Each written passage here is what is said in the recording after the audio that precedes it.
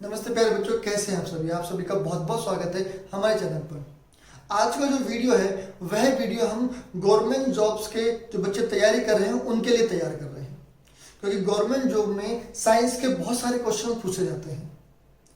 तो हम चाहते हैं कि उन बच्चों को हम हमारे चैनल के थ्रू तैयारी करवाएं। तो अगर आप हमारे चैनल पर नए हैं तो प्लीज़ सब्सक्राइब कर लीजिए।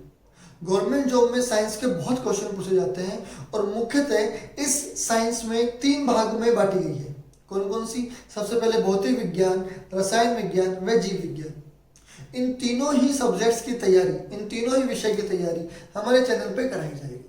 जैसे अगर मैं आपको एग्जांपल दूं तो जैसे रीट की और पटवारी के जो एग्जाम्स हैं जो पेंडिंग हैं उनमें साइंस बहुत ज़्यादा वेटेज की है, काफ़ी नंबर की साइंस पूछी जाती है। तो हम चाहते हैं कि हम आपकी तैयारी एक ही चैनल पे करवा सकें, ठीक है। और कोई आप अगर अदर स्टेट से बिलोंग करते हैं तो उसमें भी साइंस पूछी जाती है, ठीक है। तो हम तीनों ही सब्जेक्ट्स इसी चैनल पर डिस्कस करेंगे हमारे चैनल पे, भौतिक विज्ञान भी और रसायन विज्ञान भी और जीव विज्ञान भी। लेकिन आप इस चैनल को सबसे पहले सब्सक्राइब कर लें, उस बेल आइकन को भी टच कर दें ताकि जैसे ही मैं वीडियो अपलोड करूं आप तक नोटिफिकेशन तुरंत पहुंच जाए और आप अपने घर बैठे ही तैयारी कर सकें पूरे सिलेबस की। तो जो सबसे पहले हम लोग डिस्कस करेंगे, जो सबसे पहले हम अध्ययन करेंगे वो हम अध्ययन करेंगे सब्जेक्ट भौतिक विज्ञान का। सबसे पहले हम पढ़ेंगे भौतिक विज्ञान, उसके बाद हम पढ़ेंगे रसायन व जीव विज्ञान। तो अगर मैं भौतिक विज्ञान की बात करना शुरू करूं तो सबसे पहले क्वेश्चन आना चाहिए कि भौतिक विज्ञान होता क्या है। सबसे पहला क्वेश्चन बच्चे के दिमाग में होना चाहिए कि भौतिक विज्ञान का मतलब क्या है और इसके जो जन्मदाता कौन है। तो हमारे फिजिक्स में, हमारे भौतिक विज्ञान में जो भौतिक विज्ञान के जन्मदाता है वह माने जाते हैं न्यूटन। सबसे पहले इन्हीं का नाम आता है, इन्हीं को इस भौतिक विज्ञान सब्जेक्ट का जन्मदाता माना जाता है, ठीक है। लेकिन आज के जमाने में एक और भौतिक विज्ञान चलता है जिसको हम बोलते हैं आधुनिक भौतिक विज्ञान, जिसे हम बोलते हैं आधुनिक भौतिक विज्ञान। इस आधुनिक भौतिक विज्ञान के जन्मदाता आइंस्टीन माने जाते हैं। इस आधुनिक भौतिक विज्ञान के जन्मदाता आइंस्टीन माने जाते हैं, ठीक है। तो इसका मतलब ये है कि एक जो पुरानी फिजिक्स जो हम भौतिक विज्ञान पढ़ते हैं उसके तो न्यूटन माने जाते हैं और आधुनिक के आइंस्टीन माने जाते हैं, ठीक है। अब दिमाग में क्वेश्चन आना चाहिए कि भौतिक विज्ञान को परिभाषित कैसे करते हैं। कि अगर कोई हमसे पूछ ले भौतिक विज्ञान होता क्या है तो आप इसको डिफाइन कैसे करेंगे, परिभाषित कैसे करेंगे। तो आपका आंसर होगा कि जो भौतिक विज्ञान है विज्ञान की वह शाखा है, भौतिक विज्ञान विज्ञान की वह शाखा है जिसमें हम भौतिक राशियों का अध्ययन करते हैं, जिसमें हम भौतिक राशियों का अध्ययन करते हैं। इसको एक और तरीके से डिफाइन कर सकते हो कि जो भौतिक विज्ञान है यह मुख्यतः प्राकृतिक विज्ञान है, यह प्रकृति का विज्ञान है। इसमें हम प्रकृति में होने वाली घटनाओं का कारण खोजने की कोशिश करते हैं, ठीक है। अब दिमाग में आएगा कि अगर हम भौतिक विज्ञान में भौतिक राशियों का अध्ययन करते हैं तो भौतिक राशियां होती कौन कौन सी? तो भौतिक राशियां बहुत सारी हैं, लेकिन अगर मैं मेन कुछ के नाम लूं तो जैसे बल, समय, द्रव्यमान, दूरी, वेग, त्वरण आदि। ये तो मैंने बहुत कम राशियां लिखी हैं, अगर मैं राशियां लिखना शुरू करूं तो ये बोर्ड छोटा पड़ जाएगा, इतनी ज्यादा भौतिक राशियां हैं। तो याद रखना, इन भौतिक राशियों का अध्ययन करना ही भौतिक विज्ञान कहलाता है। इन भौतिक राशियों का अध्ययन करना ही भौतिक विज्ञान कहलाता है। और ऐसी बहुत सारी राशियां होती हैं जिनका हम भौतिक विज्ञान के अंतर्गत अध्ययन करते हैं, ठीक है। अगर अब हमसे कोई यूं पूछे कि भौतिक राशियों को समझाइए तो हम लिखते हैं सेकंड पॉइंट भौतिक राशियां। भौतिक राशियां, तो मैंने आपको भौतिक राशियों के एग्जाम्पल तो दे ही दिए। अब भौतिक राशियों को हम 2 भागों में वर्गीकृत करके पढ़ते हैं, ठीक है। तो भौतिक राशियों को 2 भाग कौन कौन से हो सकते हैं? एक भाग होता है सदिश राशियां, सदिश राशियां, और दूसरा अदिश राशियां। देखिए आपको इस नाम से ही समझना है कि सदिश में हम लिखेंगे सह प्लस दिश, सह प्लस दिश, तो यहां लिखेंगे ए प्लस दिश। इसका मतलब कि वह भौतिक राशियां जिनमें दिशा का बोध या ज्ञान होना जरूरी है, वह भौतिक राशियां जिनके साथ दिशा का ज्ञान होना जरूरी है, या जिनमें दिशाओं को निरूपित या व्यक्त करना जरूरी होता है, वह राशियां सदिश सदिश राशियां कहलाती हैं। और अदिश राशियां वह होती हैं जिनके लिए मुझे दिशा की कोई भी आवश्यकता नहीं होती है, वे राशियां अदिश राशियां कहलाती हैं। ठीक है, तो सबसे पहले मैं आपको अदिश राशियों के कुछ एग्जांपल्स देता हूं जिससे हमें अदिश राशि बिल्कुल क्लियर हो जाएंगे। जैसे मान लो मैंने आपसे पूछा कि अभी बताइए कि घड़ी में क्या समय हुआ है, आपने बोला 5:05। तो क्या मैंने आपसे ये पूछा कि घड़ी में सुइयों की दिशा बताइए? नहीं।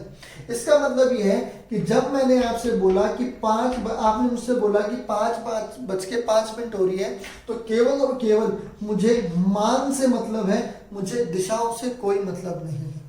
एक और एग्जांपल, जैसे मान लो मैंने आपसे पूछा कि आप सुबह कितनी दौड़ लगा के आए, आपने बोला 2 किलोमीटर। तो अगर आपने मुझसे बोला कि आप 2 किलोमीटर की दौड़ लगा के आए, तो आपने मेरे को दूरी बता दी, लेकिन मैं आपसे नहीं पूछूंगा कि कौन सी दिशा में गए आप, उत्तर दक्षिण पूर्व पश्चिम कौन सी दिशा में गए, नहीं। तो इसका मतलब जहां पर मुझे दिशा की जरूरत नहीं है, केवल और केवल परिमाण चाहिए।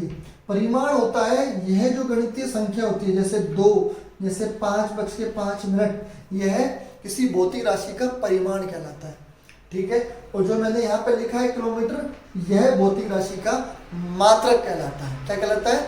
भौतिक राशि का मात्रक। अगर मान लो अब मैं सदिश की बात करता हूँ, ठीक है, अगर मैं सदिश की बात करता हूँ तो सदिश राशियां वे होती है जिनमें दिशा का बोध या ज्ञान होना जरूरी है।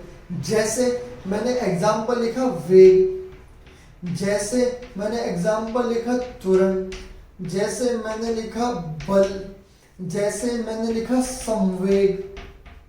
ठीक है, ये सभी राशियां आदि और बहुत सी राशियां, लेकिन वेग, त्वरण, बल, संवेग, इन सब में परिमाण के साथ साथ मतलब इनका मान तो होगा 5, 10, 20, 25, 30 कुछ मान तो होगा, लेकिन इनकी कोई ना कोई दिशा भी होगी, परंतु इनकी कोई ना कोई दिशा भी होगी। अब मैं आपको एक और तरीका बताता हूँ, उस तरीके को भी आप याद रखना, लेकिन वह तरीका सभी राशियों के लिए नहीं है, कुछ कुछ राशियों पर वह नहीं लगता। लेकिन अगर मैं बात करूं तो 80 to 90% वह तरीका लग जाता है। तो एक तरीका और सुनिए, सदिश राशियों का मान धनात्मक व ऋणात्मक दोनों होता है। सदिश राशियों की ज्यादातर, ये ज्यादातर 100% नहीं, 80 to 90, सदिश राशियों की ज्यादातर जो मान होता है वो धनात्मक और ऋणात्मक दोनों होता है। जैसे वेग, अगर आप किसी गाड़ी का वेग बढ़ाते हो तो धनात्मक है, वेग कम करते हो तो ऋणात्मक होता है। त्वरण, कोई गाड़ी बहुत त्वरित गति से चल रही है तो त्वरण धनात्मक है, आपने ऐसे त्वरित कर दी, अब आपने रेस कम कर दी तो त्वरण कम हो गया और ऋणात्मक है। ठीक है, तो ये राशियां धनात्मक ऋणात्मक दोनों होती है। अदिश राशियां, ठीक है, अदिश राशियां केवल और केवल धनात्मक होती है। अदिश राशियां केवल और केवल धनात्मक होती है। जैसे मैंने आपको एग्जांपल दिया 2 किलोमीटर 5:05। आप कभी नहीं कहोगे कि आपने -2 किलोमीटर रनिंग करी है या घड़ी में समय -2 बज गए, ऐसा कभी नहीं होता। तो इसका मतलब यह है कि जिनका मान सदैव धनात्मक होता है वह अदिश राशियां हैं ज्यादातर। ठीक है, और जिनका मान धनात्मक ऋणात्मक दोनों होता है वह क्या कहलाती है? सदिश राशियां कहलाती है। तो यहाँ तक जो आपको कंसेप्ट मैंने दिए हैं, जो आपको बातें बताई हैं, वो आपकी क्लियर होनी चाहिए। फिर भी अगर आपको कोई संशय हो, कोई डाउट हो, तो आप मेरे को कमेंट बॉक्स में लिख के भेज दो, मैं आपको जवाब तुरंत भेज दूंगा। ठीक है, तो ये हो गया मेरे भौतिक राशियां सदिश व अदिश। अब मैं आ रहा हूं आपके पास नेक्स्ट पॉइंट लेके, जो भौतिक विज्ञान का सबसे इंपॉर्टेंट या बेस है उसको हम बोलते हैं मात्रक। मात्रक कि मात्रक क्या होता है, तो मात्रक को समझिए। अगर मान लीजिए, ये समझ लीजिए कि मात्रक से अर्थ है कि मात्रक की सहायता से मैं किसी भी राशि को क्या कर सकता हूं, पहचान सकता हूं। मैं किसी भी राशि को पहचान सकता हूं। जैसे मैंने दो राशियां लिखी हैं, यह मैंने निरूपित किया किलोग्राम में, यह मैंने निरूपित किया मीटर में। अगर आप मुझे नहीं भी बताओगे कि यह किस चीज को व्यक्त करता है, तो भी मैं इसको देख के बता दूंगा कि यह वाली राशि जो आप मुझे दे रहे हो, ये दूरी या विस्थापन हो सकती है या है, और ये किसी पिंड या वस्तु का द्रव्यमान है। किसी पिंड या वस्तु का द्रव्यमान है। जबकि आपने मुझे बताया नहीं है। अगर तुम मुझे ऐसे लिख के दे देते, कैसा, आप मुझे लिख के देते 5.5 और मुझसे पूछते कि बताओ ये क्या है, तो दुनिया की कोई भी ताकत इस भौतिक राशि को नहीं बता सकती। क्यों नहीं बता सकती? क्योंकि इसके साथ क्या नहीं दिया हमने, मात्रक नहीं दिया।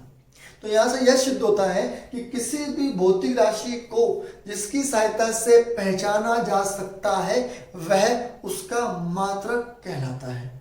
ये बात समझ में आ गई? तो मात्रक हमेशा, और जो पहले जो चीज लिखी होती है गणितीय रूप में, वह क्या होती है, वह होती है उसकी परिमाण। वह क्या कहलाता है, उसका परिमाण। मैं आपको भौतिक राशि की एक और डेफिनेशन दे देता हूं ताकि आप भूले नहीं। मैं आपको भौतिक राशियों की डेफिनेशन दे रहा हूं, उसका भूलना नहीं, उसको याद रखना कि भौतिक राशियों का हम मापन कर सकते हैं। मैं पुनः बोल रहा हूं कि भौतिक राशियां वे राशियां होती हैं जिनका हम मापन कर सकते हैं। जैसे कि आप लंबाई को नाप सकते हो, जैसे कि जैसे आपने कितनी रीडिंग करी, आपने किलोमीटर नाप लिए, तो आपने लंबाई को नाप लिया, समय को आपने बता दिया कि इतना समय हो रहा है। तो भौतिक राशियां वे राशियां होती हैं जिनका आप गणितीय मान निकाल सकते हो। ठीक है, तो भौतिक राशियां वे राशि होती है जिनका आप गणितीय मान निकाल सकते हो या जिनका मापन किया जा सकता है। जैसे आपने बोला दूध वाले को, भाई 1 लीटर दूध दे दीजिए, तो उसने आपको 1 लीटर दूध दे दिया, तो ये आपकी क्या एक भौतिक राशि हो गई। ठीक है, अब हम आ रहे हैं आगे। अगर मान लो मैं मात्रक की बात करूं, क्योंकि अभी हम मात्रक डिस्कस कर रहे थे, तो मात्रक के लिए इन मात्रकों में हमें मुख्यतः 3 सिस्टम दिए हुए हैं। मात्रकों को पढ़ने के लिए हमें मुख्यतः 3 सिस्टम या 3 पद्धति बनाई गई है। वो पद्धति हमें दिमाग में रखनी पड़ेगी। पहली जो पद्धति होती है वह होती है एमकेएस। फर्स्ट पद्धति का नाम होता है एमकेएस। ठीक है, इसको लिखते हैं कैसे, इसको हम लिखते हैं मीटर, ये वाला मीटर। सेकंड पे आ रहा है किलोग्राम, मतलब कि किग्रा, और थर्ड पे आ रहा है सेकंड। अब इसको ध्यान से देखिए, जो एमकेएस पद्धति है, मात्राओं की पद्धति है, इसमें एमकेएस मीटर किलोग्राम सेकंड, ये मीटर, ये किलोग्राम, ये सेकंड। जो दूसरी पद्धति होती है इसको हम बोलते हैं सीजीएस। सीजीएस इसको हम कैसे निरूपित करते हैं, सेंटीमीटर, इसके बाद ग्राम, और इसके बाद सेकंड। देखिए सेकंड और सेकंड तो बिल्कुल एक समान है, पद्धति चाहे कोई सी भी हो, क्योंकि मात्रकों को मापन करने के लिए हमें पद्धति बनाएगी। मैं बताता हूं कि क्यों बनाएगी, लेकिन एक बार लिख लीजिए, इनको समझ लीजिए। और जो थर्ड पॉइंट है वो है एफपीएस। एफपीएस इसको हम बोलते हैं फुट पाउंड व सेकंड।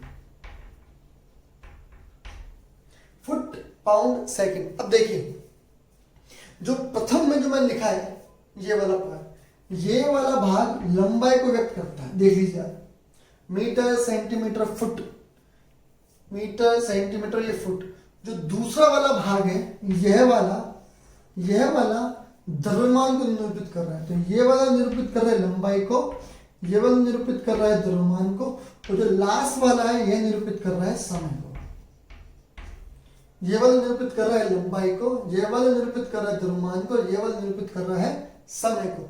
अब आपको यहाँ पर मेनली क्या ध्यान देना है, इंडिया में, हमारे देश में, भारत में जो सबसे ज्यादा यूज में आती है वो आती है एमकेएस और सीजीएस। ठीक है, ये दोनों ही पद्धतियां इंडिया में, भारत में यूज में ज्यादा आती हैं, जबकि जो एफपीएस है यह ब्रिटेन में या फिर बाह्य देशों में ज्यादा काम में होती है, इसलिए इस एफपीएस को ब्रिटिश पद्धति कहा जाता है। तो आप इसको क्वेश्चन के फॉर्म में याद रखिए कि एमकेएस, सीजीएस और एफपीएस में से ब्रिटिश पद्धति कौन सी है, तो आपका आंसर होगा जो एफपीएस होती है यह ब्रिटिश पद्धति होती है। आप खुद दिमाग में रख सकते हैं कि हम अपना द्रव्यमान कि भी किसी व्यक्ति का जो वजन है हम पाउंड में बहुत कम बोलते हैं, हम किलोग्राम में ज्यादा बोलते हैं, जबकि विदेशों में जो लोग होते हैं वो पाउंड का ज्यादा उपयोग लेते हैं, इसलिए ये ब्रिटिश पद्धति है, इसका उपयोग विदेशों में ज्यादा होता है, और एमकेएस और सीजीएस का उपयोग भारत में ज्यादा होता है। ठीक है, तो MKS metre kilogram second, CGS आपका है सेंटीमीटर ग्राम सेकंड, और एफपीएस है फुट पाउंड सेकंड। यह लंबाई को, यह द्रव्यमान को और यह समय को व्यक्त करता है। ठीक है, तो इनको हम याद रखेंगे। अब मात्रकों की बात चली है, तो मात्रकों में अब हमें मेन चीज क्या दिमाग में रखनी है कि हमारे पास जो मात्रक है या फिर हमारे पास मूलभूत राशियां है। ठीक है, मूल मात्रक, इसको आप नहीं भूलेंगे, मूल मात्रक या मूलभूत राशियां यह 7 टाइप की होती है, मतलब कि 7 तरह की होती है। मूल मात्रक या मूलभूत राशियां 7 तरह की होती है। वह इनके अलावा 2 मात्रक और होते हैं जिन्हें हम संपूरक मात्रक बोलते हैं। संपूरक मात्रक, ये मैं क्या बता रहा हूं अभी मैं आपसे डिस्कस करता हूं। एक तो है मूल मात्रक जिसमें 7 मूल राशियां होती है, और एक है संपूरक मात्रक। अब आप बात सुनिए, अगर हम मात्राओं को डिस्कस करें तो मुख्यतः मात्राओं को हम ऐसे से लिखते हैं,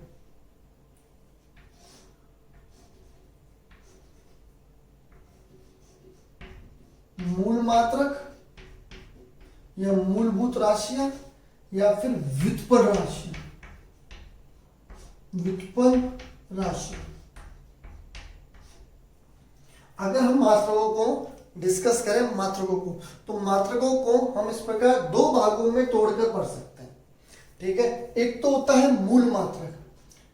इस मूल मात्रक को याद रखो, मूल मात्रक या मूलभूत राशियां वे राशियां होती हैं जो कभी किसी पर निर्भर नहीं करती। यही एक लाइन सबसे इंपॉर्टेंट है, क्या कि मूल मात्रक या मूलभूत राशियां वे राशियां होती हैं जो किसी अन्य राशियों पर निर्भर नहीं करती। लेकिन इसको देखिए, व्युत्पन्न मतलब कि उत्पन्न, किससे उत्पन्न होंगी? व्युत्पन्न राशियां मूल मात्रकों से उत्पन्न होती है, इसलिए इन्हें व्युत्पन्न राशियां कहा जाता है। मैं रिपीट कर रहा हूं, व्युत्पन्न राशियां उत्पन्न राशि है, तो उत्पन्न किससे होती है? मूल मात्रकों से। तो ये व्युत्पन्न राशियां इसलिए कहलाती हैं क्योंकि ये मूल मात्रकों से उत्पन्न होती है, इसलिए इन्हें व्युत्पन्न राशियां या व्युत्पन्न मात्रक कहा जाता है। ठीक है, तो मूल मात्रक या मूल राशियां, और यहाँ पर व्युत्पन्न राशियां या व्युत्पन्न मात्रक। ठीक है, ये कितने होते हैं? मूल मात्रक मुख्यतः कितने होते हैं? 7 होते हैं। मूल मात्रक मुख्यतः 7 होते हैं, इनके साथ 2 अलग से संपूरक मात्रक होते हैं, यह किसी पर निर्भर नहीं करते। इनके अलावा जो भी भौतिक राशि होती है, वे सभी व्युत्पन्न राशियां या व्युत्पन्न मात्रक कहलाते हैं। ठीक है, तो इस बात को याद रखना। अब हम डिस्कस कर रहे हैं कि 7 मूल मात्रक कौन से होते हैं। 7 मूल मात्रक या फिर राशियां। ठीक है, कि 7 वो कौन सी राशियां हैं जो कभी किसी पर निर्भर नहीं करती। ठीक, तो यहां पर हम लिखते हैं राशि, यहां हम लिखते हैं मात्रक, राशि, मात्रक, और इसको किस प्रकार हम व्यक्त करेंगे। ठीक है, तो पहली राशि लिखी हमने द्रव्यमान, इसका मात्रक लिखा हमने किलोग्राम। क्या लिखा हमने? राशि द्रव्यमान मात्रक किलोग्राम। ठीक है, दूसरा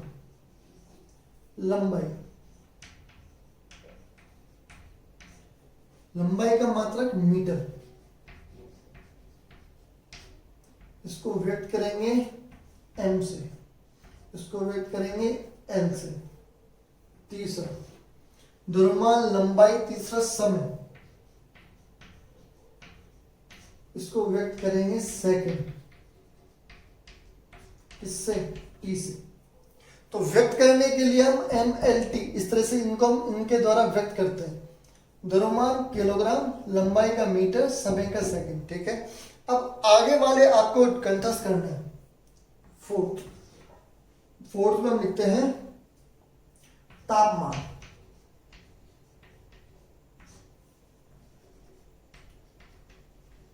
केल्विन, निरूपित करते हैं के से। ठीक है, कितनी हो गई? 4। ऐसे ही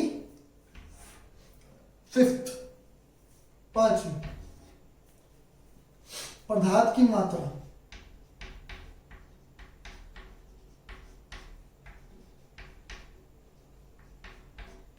मात्रक मोल,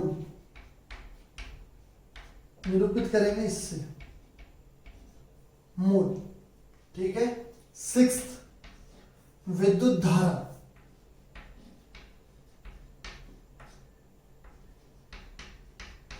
मात्रक एम्पियर, निरूपित करेंगे कैपिटल ए से। और 7वां है प्रकाश की तीव्रता,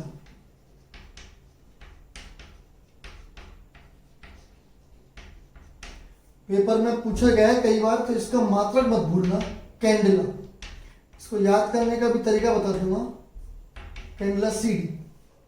ये 7 मूल मात्रक हैं, मैं पुनः बता रहा हूं, ये 7 मूल मात्रक हैं। इन 7 मूल मात्रकों के इन 7 मूल राशियों के जो मात्रक हैं, ये बिल्कुल कंठस्थ कर लेने हैं आपको। कैसे? द्रव्यमान का मात्रक किलोग्राम होता है, m से निरूपित करेंगे। लंबाई का मात्रक मीटर होता है, L से निरूपित करेंगे। समय का मात्रक सेकंड होता है, T से निरूपित करेंगे।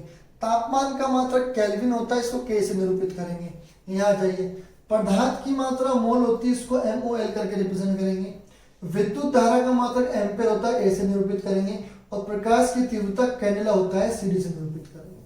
ठीक है, तो प्रकाश की तीव्रता अगर आप भूल जाओ तो याद रखना, कैंडेला मतलब कि कैंडल। तो जब कैंडल जलाते हैं तो क्या होती है? रोशनी। तो अब आप याद रखना कि प्रकाश की तीव्रता का मात्रक कैंडेला होता है, उसको CD के द्वारा निरूपित किया जाता है। तो ये 7 क्या है? ये 7 मूलभूत राशियां हैं। यहाँ जो मैंने लिखी है ये है राशियां, और ये है आपके 7 मूलभूत मात्रक जो किसी पर भी निर्भर नहीं करते। ये 7 राशियां किसी पर भी निर्भर नहीं करती।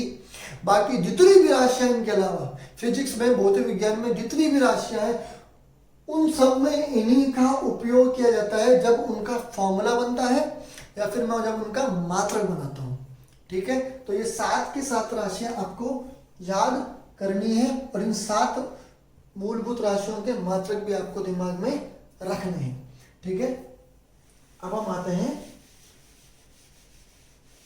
2 और मात्रक जिनकी हमने बात की थी, वह संपूरक मात्रक कहलाते हैं, क्योंकि वह व्युत्पन्न मात्रक नहीं है। ठीक है, लेकिन वह 2 संपूरक मात्रक कहलाते हैं। ठीक है, तो संपूरक मात्रक, संपूरक मात्रक, तो ये 2 संपूरक मात्रक कौन कौन से हैं? देखिए, आपको याद रखना कि जब हमें कोण को रीड करते हैं, कोण को मापते हैं, तो उनके लिए 2 संपूरक मात्रक आते हैं। तो एक तो होता है समतल कोण, मतलब कि किसी तल में अगर कोण बना हो तो समतल कोण, उस समतल कोण को नापने का तरीका होता है रेडियन। निरूपित करने का तरीका RD। और एक होता है घन कोण, या फिर हम इसको एक और नाम बोलते हैं ठोस कोण, इसको बोलते हैं स्टेरेडियन। भाई ये भी आपको दिमाग में याद करने हैं इज द रेडियन, ठीक है। तो यह दो संपूरक मात्रक होते हैं जिनकी सहायता से हम कोण का मापन करते हैं। एक होता है समतल कोण, जिसे हम रेडियन बोलते हैं। एक होता है घन कोण, ठोस कोण, जिससे रेडियन SR कहा जाता है। इनको भी आपको याद करना है, ठीक है। तो इस तरह से अपने साथ तो मूलभूत मात्रक या फिर मूलभूत राशियां हो गई और दो संपूरक मात्रक या संपूरक राशियां हो गई, ठीक है। अब मैं आपको एक बात बताता हूं, वो आपके केवल नॉलेज के लिए है कि इन सब के ऊपर एक SI यूनिट होती है। उस SI यूनिट का मतलब होता है system of international unit. System of international unit, देखो ये आपकी नॉलेज के लिए है कि सिस्टम ऑफ इंटरनेशनल यूनिट सभी यूनिट्स का ध्यान रखता है, ठीक है, और सभी देशों में ये समान रूप से मानी जाए। ऐसा नहीं हो कि आपके यहाँ पर 1 किलोग्राम चीनी कुछ और है और किसी और देश में गए, मान लो अमेरिका में गए, तो वहाँ 1 किलोग्राम चीनी का मान कुछ और है, ऐसा नहीं होता। इसलिए पूरे एक इंटरनेशनली एक सिस्टम बनाया जाता है जिसको हम क्या बोलते हैं, सिस्टम ऑफ इंटरनेशनल यूनिट। दूसरे शब्दों में से यह भी कहा जाता है कि यह एनकेस पद्धति का ही क्रमबद्ध रूप है। यह एनकेस पद्धति का ही क्रमबद्ध या सुधरा हुआ या विस्तृत रूप है जो सभी प्रकार की राशियों पर नियंत्रण करता है, ठीक है। तो फर्स्ट लेक्चर के हिसाब से मैंने आपको बहुत सारी चीजें बता दी हैं। अब हम जो नेक्स्ट लेक्चर बनाएंगे वह बनाएंगे हम व्युत्पन्न राशियों पर व अन्य चीजों पर, अन्य भौतिक राशियों पर, ठीक है। तो अगर आप हमारे चैनल पर नए हैं और आप तैयारी कर रहे हैं गवर्नमेंट जॉब की, जैसे रीट, पटवारी या फिर कोई और की, और आपके एग्जाम में आती है साइंस, तो तुरंत सब्सक्राइब कर लीजिए। आपके लिए बहुत ही फायदेमंद होने वाला है। बस लगातार पढ़ते रहिए। आप सभी का बहुत बहुत धन्यवाद। Thank you very much.